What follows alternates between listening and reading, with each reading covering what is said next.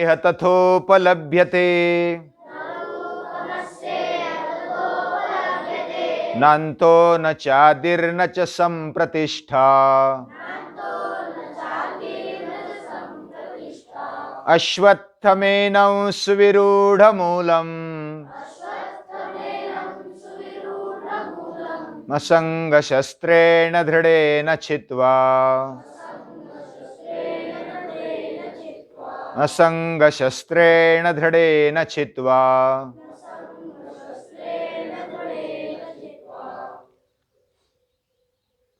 14वें अध्याय से पहले यानी 13वें अध्याय से हमने थोड़ा सा अभ्यास किया कि देह और आत्मा एक अलग है, दोनों अलग है।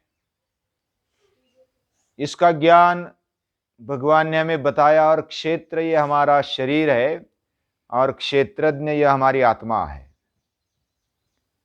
इनको जो पहचानता है वह बहुत कुछ जानता है और हमारे जीवन को जो समझता है वह क्षेत्र और क्षेत्रज्ञ को जानता है।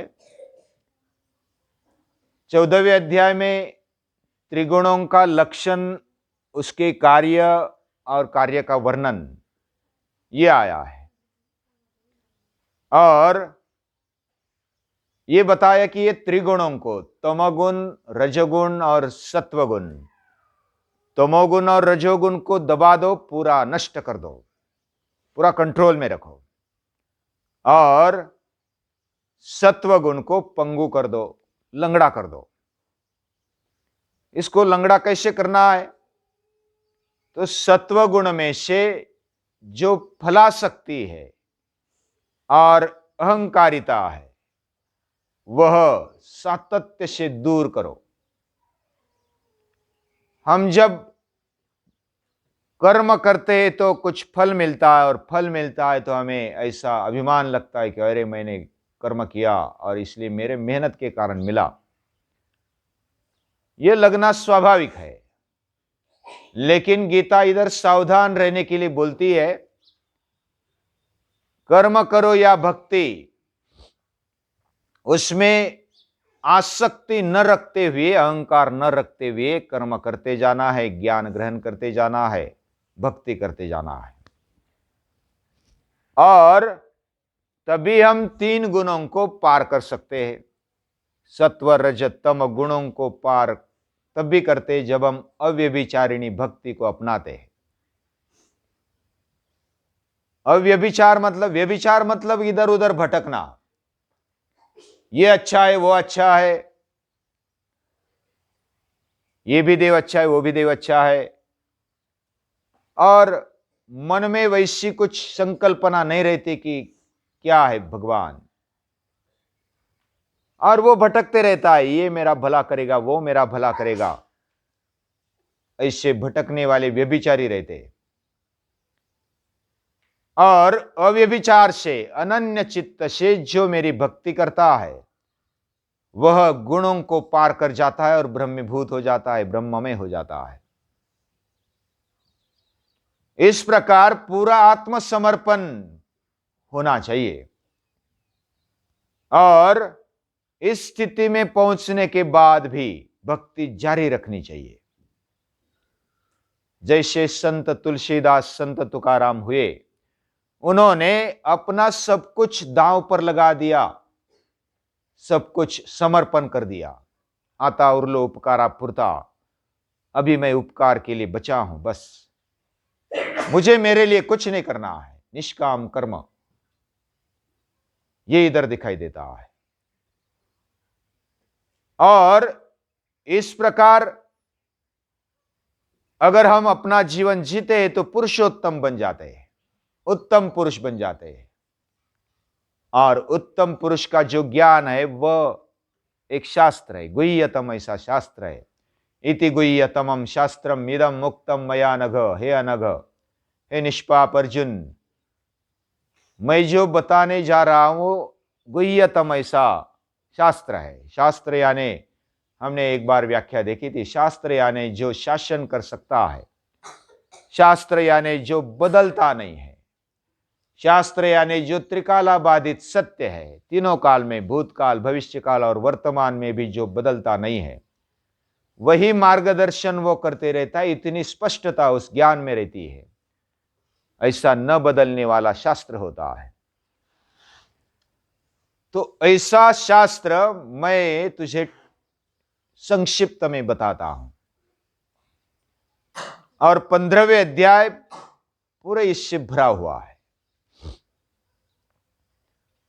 यह जीवन एक संसार है और इसकी शाखाएं नीचे है और इसकी जड़ें ऊपर है।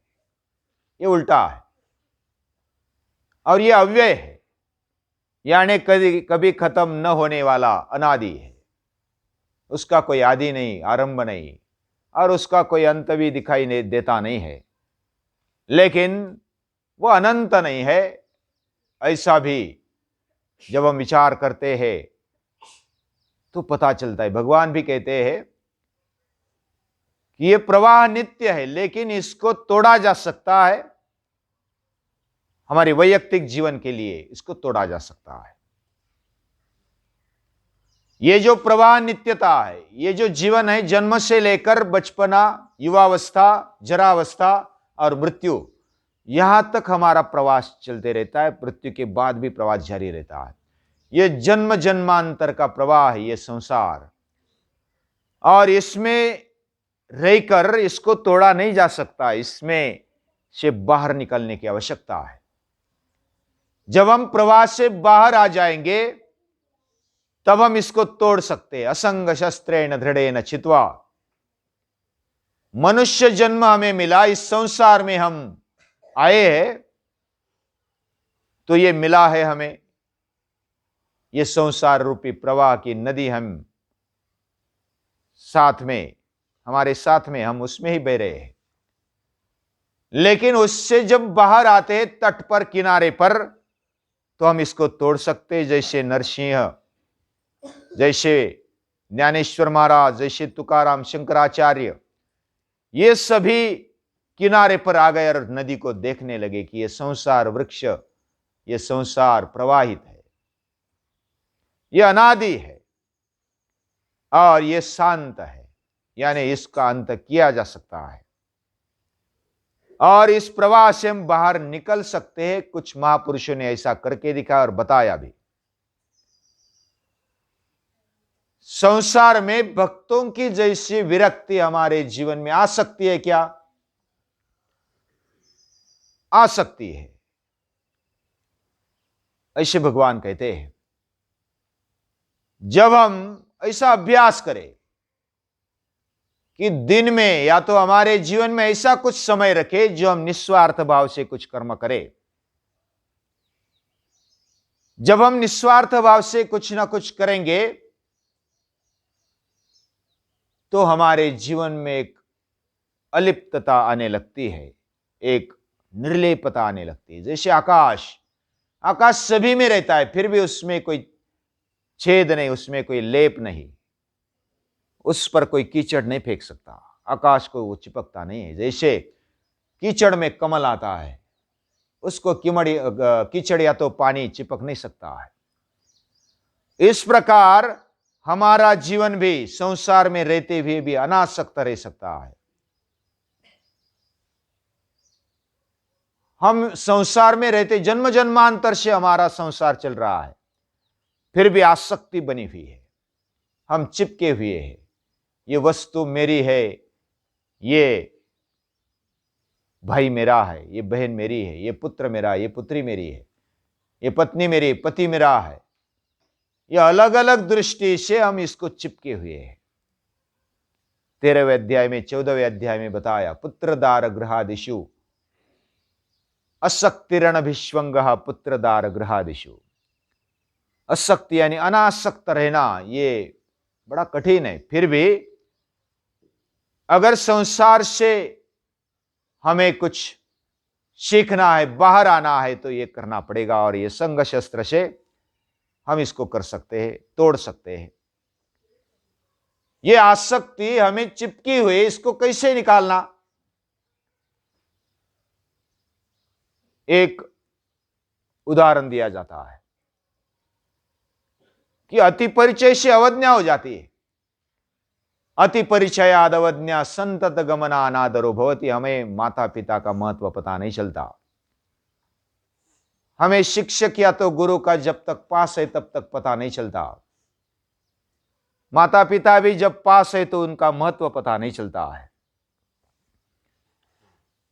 वो बस अपना कर्तव्य करते हैं, उनका काम ही है हमें संभालना, हमें पोसना पालना, हमें पढ़ाना, ये उनका काम है। उसमें क्या बड़ी बात है।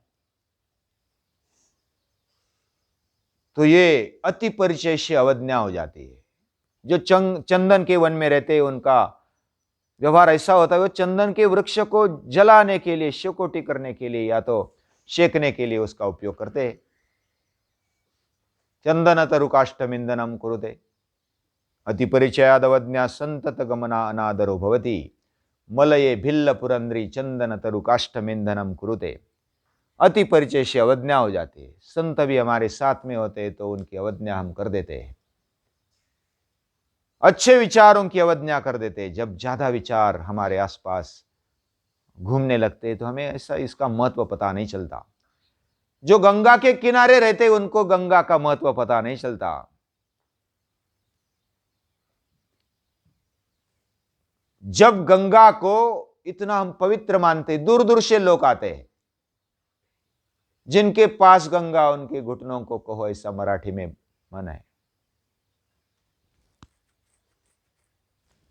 ज्याच्या घरात गंगा त्याच्या गुडघ्याला सांगा, ऐसे मराठी में बोलते हैं।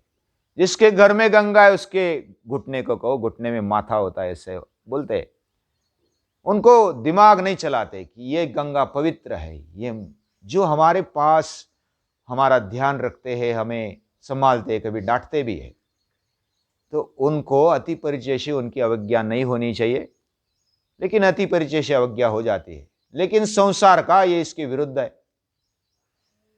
संसार, हम चराचर सृष्टि में जो संसार देखते हैं और हमारा जन्म जन्मांतर से चल रहा है ये संसार, और उसके पास, उसके अंदर हम चिपके हुए हैं। फिर भी हमें आसक्ति लगती है कि ये मेरा है, वो मेरा है, ये मेरे से बिछुड़ ही नहीं सकता, ये शरीर मेरा है। लेकिन इसको अगर तोड़ना है, संसार से आसक्ति छूटना दुर्लभ या तो कठिन माना जाता है। लेकिन संसार के बंधनों को काट डालने की क्षमता हमारे अंदर होती है और वो असंग शस्त्र से तोड़ा जा सकता है। दूसरे शब्दों में अगर कहा जाए तो अनासक्ति में या तो आसक्ति न रखना।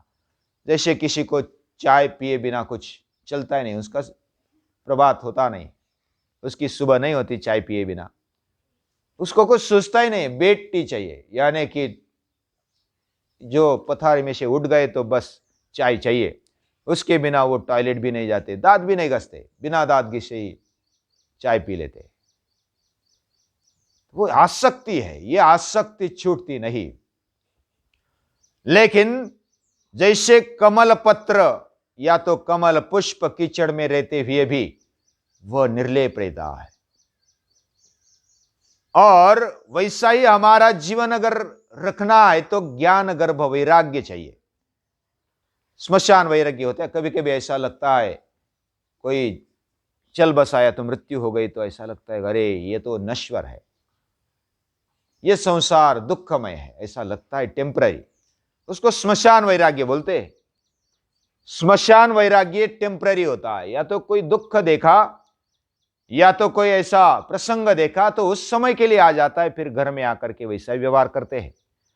लेकिन ज्ञान गर्भ वैराग्य चाहिए, ज्ञान से भरा हुआ, जिसके गर्भ में, वैराग्य के गर्भ में ज्ञान है, समझ है, स्पष्टता है, वैसा वैराग्य चाहिए। यह वैराग्य हमें ऊंचा उठाता है, अनासक्ति दे देता है। और जो आसक्त रहता है ना, उसको उसकी इच्छा भी पूरी नहीं होती। मरते दम तक, जन्म जन्मांतर तक उसकी इच्छा पूरी नहीं होती है। जो अनासक्त रहता है उसकी बहुत सारी इच्छाएं पूर्ण होती है, उसको इच्छा भी करनी नहीं पड़ती तो उसको मिल जाता है। जो लालच में आकर किसी विषय के पीछे लग जाता है, विषय और भागते हैं। लेकिन जो विषयों को छोड़कर अपने में मग्न रहता है तो उसके पीछे विषय लग जाते हैं, फिर भी वो विषय की ओर देखता नहीं।